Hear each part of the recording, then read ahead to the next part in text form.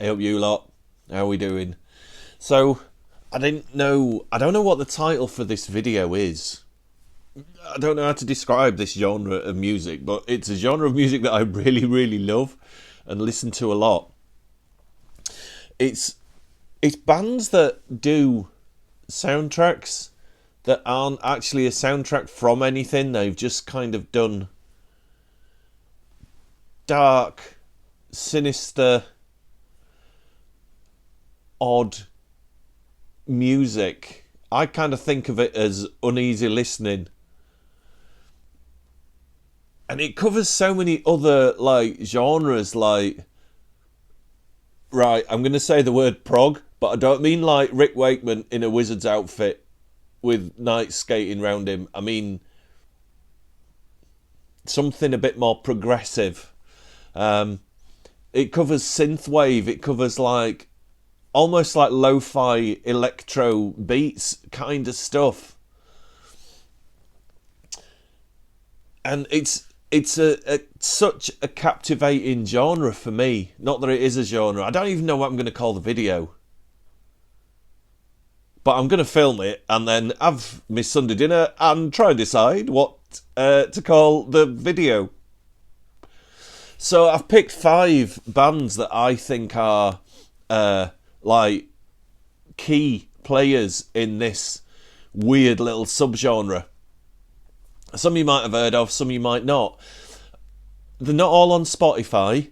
There's going to be a load of links in the description to how you can listen to some of these bands. Some are on Spotify, so there'll be just Spotify links. Some are on Bandcamp. If you've not used Bandcamp before, it's dead easy. You can just listen to music on there. People upload their own music. Bands and composers upload their own music. And it's brilliant. And you can listen to it for free. You can stream it to your device for free. If it's... A lot of these guys aren't huge. And if it's something that you listen to a lot on Bandcamp, then do consider making a purchase. Buying the digital version.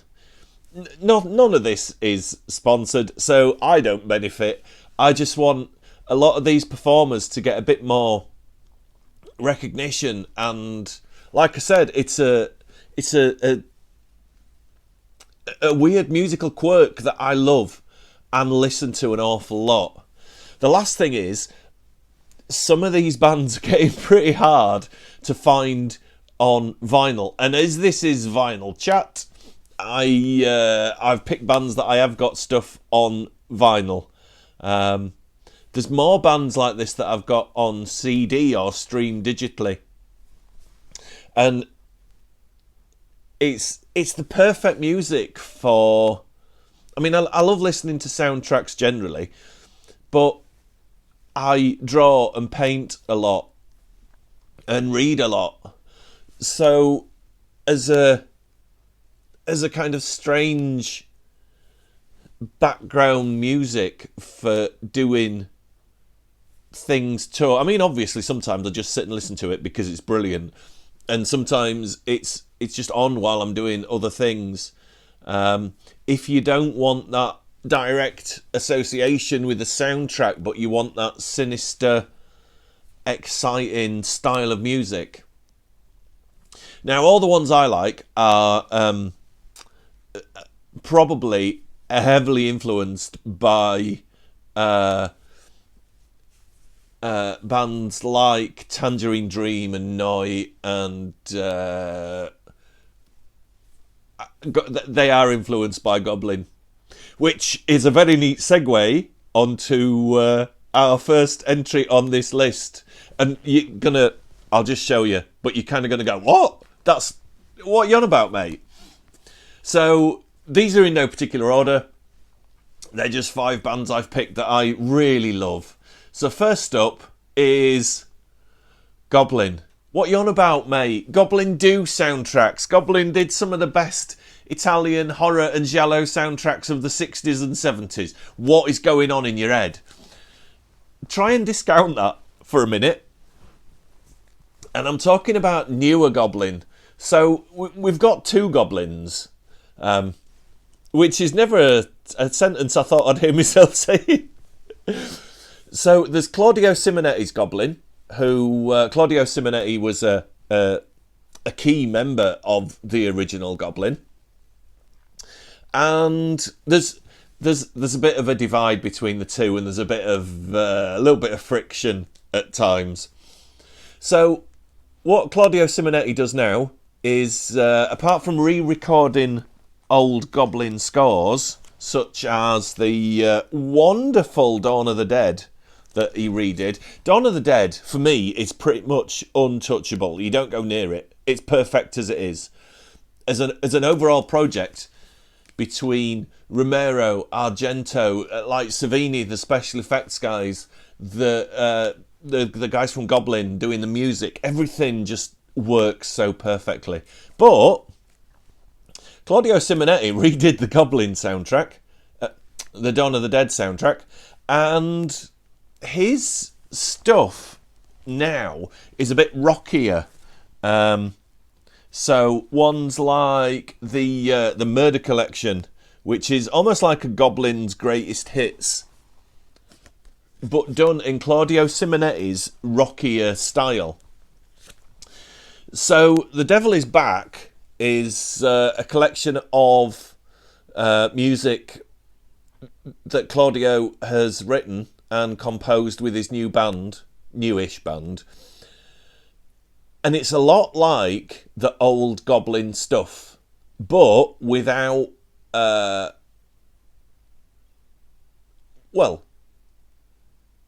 it's a lot like the old Goblin stuff, but with a rockier edge. Now,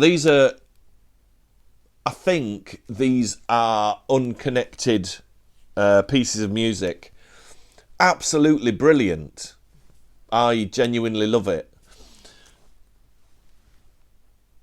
And it's almost like a soundtrack for a film that never existed. Which leads me neatly on to the other Goblin, Goblin Rebirth. So this is some of the other guys from Goblin that maybe don't always see eye to eye with Claudio Simonetti. And they've done a Goblin project. Now, this is a soundtrack to a film that they've imagined about the birth of, like, this demonic, hideous, tiny, homunculus thing, and how it spreads its tendrils of evil through the world. Now, this one, I think, is a bit less straight up rock or prog rock, with some orchestral pieces, some more electronic pieces, some rockier pieces. It's Goblin, they're a prog rock band, but absolutely brilliant to relax to, chill out to, if you want something that's a little bit darker. So now we've got Goblin out of the way. Next up is Espectrostatic. This is Escape from Witchtropolis. Great album.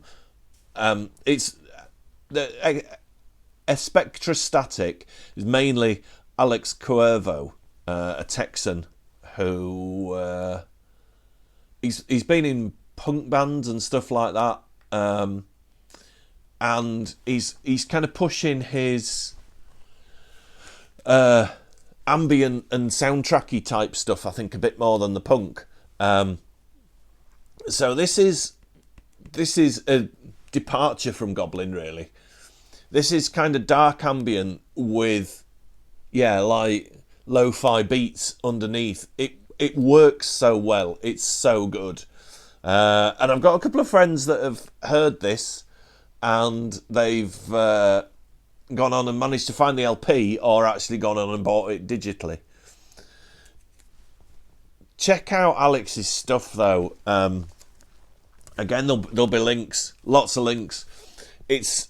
There's so much that he's done, and he has done soundtracks now. He's done smaller soundtracks for smaller productions, but he did a soundtrack for the movie The Pale Door, which I stumbled across.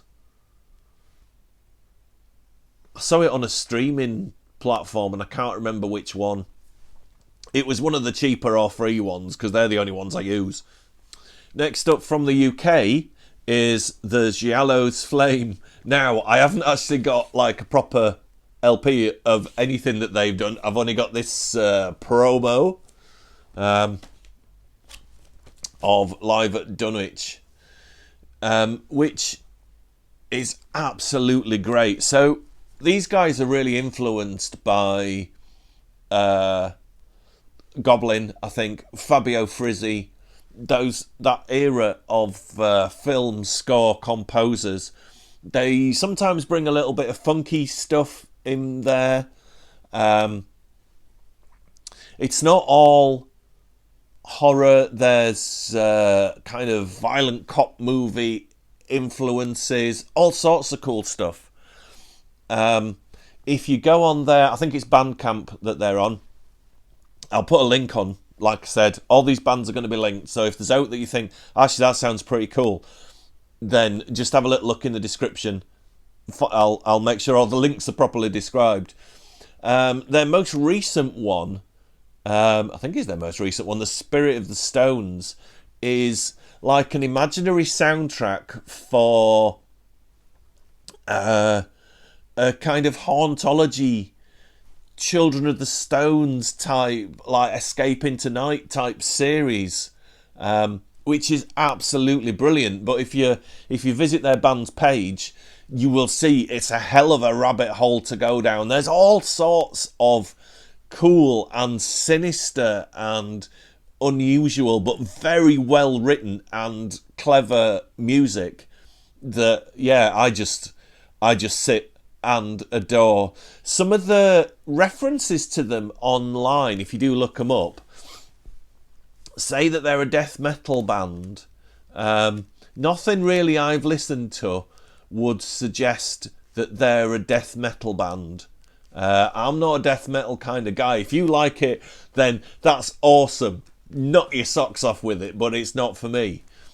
So don't let that put you off. If you're clicking about and looking them up online and that, and it says, oh, and you see death metal, then I honestly don't think they are. I don't quite know where that's come from. But Giallo's Flame, some homegrown talent, well worth checking out. Next up is from Spain, Buio Mondo, Dark World, I think. This is their first LP, Italia Violenta, Violent Italy, which is on lovely green vinyl there. Again, the Goblin and Frizzy influences, Morricone influences are quite staggering. This is more like synthy, dark prog. Very, very cool.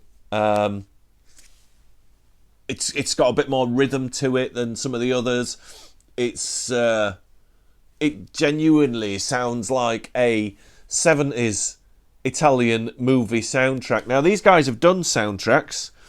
They did the brilliant, absolutely brilliant soundtrack for House of the Beast. So they are moving into proper soundtrack territory. This one isn't an actual soundtrack, it's an imaginary soundtrack, but it's genius. And Buio Mondo it's another rabbit hole that you can go down. There's so much to listen to online. Because like vinyl releases are kind of hard to find, a lot of these bands do have a really good streamable catalogue of lots of really interesting music. Before we get on to the last one, I need to do an honourable mention, and it's Morriconi Youth. Now, I haven't officially included Morriconi Youth in this list, because as far as I've found, they've either done actual soundtracks for independent films or kind of proggy re-recordings of existing soundtracks. So they did Night of the Living Dead, they did Mad Max and stuff like that. It's absolutely great, catchy, synth-driven rock. I don't want to call it prog necessarily. It's interesting synth-driven with as much influences from synthwave as prog, pretty much. I will put a link to their stuff, even though they're not an official member of this list. I did need to mention Moriconi Youth because they do some brilliant stuff. And last up, some more British homegrown talent from London. That's not very apparent unless you know the album. It's Zoltan. Yes, the Hound of Dracula. It's actually Andy and Matt Thompson, two brothers from London, joined by Andrew Prestige on drums. And legend is that they wanted to do something to showcase their collection of like amazing vintage synths and that. And they're obsessed with vintage sci-fi and Italian horror, and this is their second album. I first came across them. So Zoltan do other re-recordings of soundtracks. They've done, I've only got it on CD, but they've done a wonderful re-recording of the soundtrack for Psychomania and taken like the entire soundtrack. Because if you got the Psychomania official soundtrack release, it is a little bit disjointed and it's all kind of shorter stuff intercut with dialogue from the movie. So they've made it into one long, coherent kind of synth prog piece. It's just wonderful.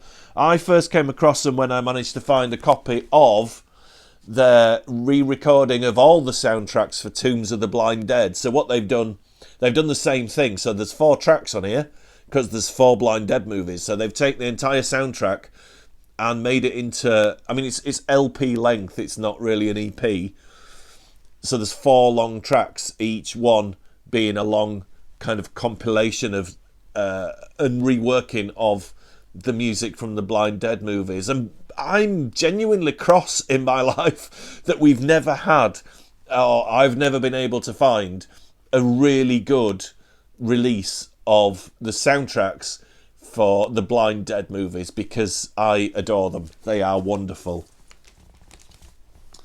Now, Zoltan do crop up. They're lumped in with prog. And if you look on like prog archives and stuff like that, they're on there. And they don't always get really good reviews. Bless them. Because I think, personally, I think it's because maybe people on prog archives and like proper prog mad fan sites, they're looking for like Emerson, Lake and Palmer and Yes and Camel.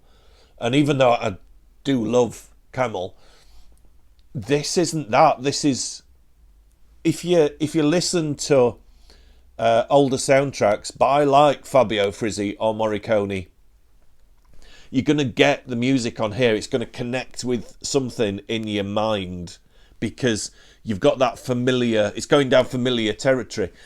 Whereas if you're into more like traditional prog and you come to this, there's not much musically going on like there is on a prog album.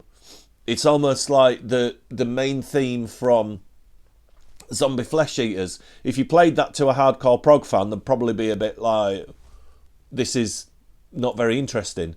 But if you love that era of films and that genre and Fabio Frizzi's work, as soon as you hear that main theme from Zombie Flesh Eaters, it just sparks something in your head, or it does with me. I don't want to speak for anybody. Apologies if I've peeved you, but this type of music just absolutely makes me so happy. So This is a little bit on the proggy side. All Zoltan's stuff is, but it's heavily influenced by like Goblin and Fabio Frizzi. And again, I'm going to put a link. I think Zoltan's stuff is Bandcamp. They're on the Cinesploit label, which again is a label that's worth checking out if you can afford the postage from Europe. If you're watching in the UK, then they do some proper good deals. One thing they do is they'll put together almost like a decent back catalogue. It might not be 100% complete. So for like €50, you can order like a vinyl or CD back catalogue, and you just get it as a lovely package. And there's some very, very beautiful records on the Cinesploit website. I'll put a link to it, actually. Again, none of this is sponsored. This is just a little rabbit hole that I've gone down that I genuinely love, and is a big part of my musical listening. You know, if I'm travelling to work on a morning, if I don't want something too lively, it's something like this. If I'm drawing on an evening, if I don't want something too lively, it's something like this, unless it's another soundtrack. If I'm doing role-playing games with friends or playing board games with friends, I'll stick something like this on, and it really works for setting a sinister scene. So it's brilliant as a relaxation, a mood tool, but it's also wonderful to listen to in its own right. So I'm going to leave it there. Thank you for watching, guys, and I will see you in the next video.